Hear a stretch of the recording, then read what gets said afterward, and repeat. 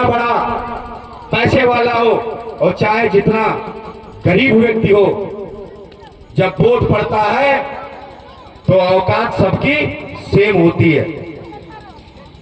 तो इन चीजों को आप लोग समझें और सही जगह वोट करें, अपना नेता बनाओ।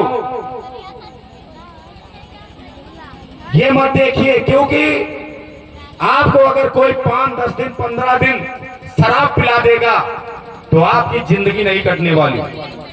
आपको 5, 10 दिन, 15 दिन, महीना भर कोई खाना खिला देगा तो उससे आपकी जिंदगी नहीं कटने वाली।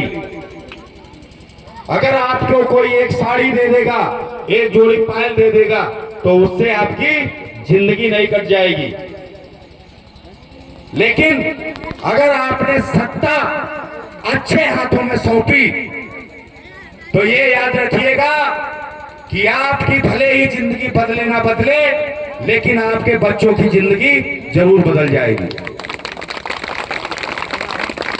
वही बाबा साहब ने बोला था कि शिक्षित बनो, संगठित हो, संघर्ष करो। क्यों उन्होंने बोला था कि शिक्षा ही एकमात्र ऐसी चाबी है जो हमारे समाज में के लोगों की जिंदगी में किसी प्रकार का ताला लगा हो उसे खोलने का काम शिक्षा करेगी।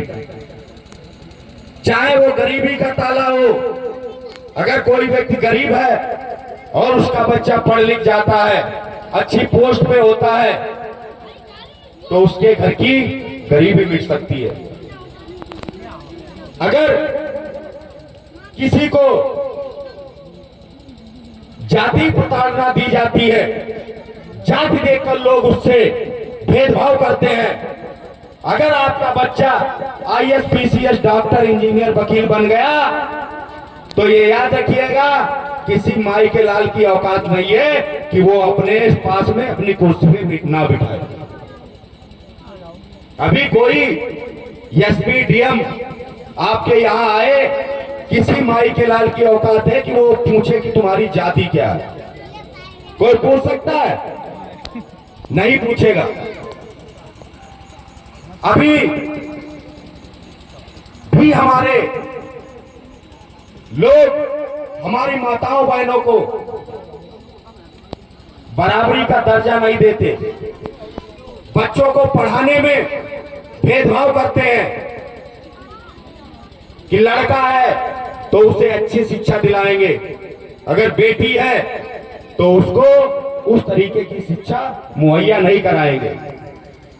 सोचते हैं कि आगे बिटिया की शादी भी करनी होगी, लेकिन ये याद रखिए आप जितना चिंता उसकी शादी की करते हैं, अगर उतनी चिंता आप उसकी पढ़ाई के लिए करिए। अगर आपकी बेटी पढ़ लिख करके एक अच्छे पद पे बैठती है तो तुम्हें लड़का ढूंढने की जरूरत नहीं, लोग खुद तुम्हारे पास आएंगे कि अपनी बिटिया की शादी हमारे लड़के के साथ कर दो। गलत क्या है बताओ?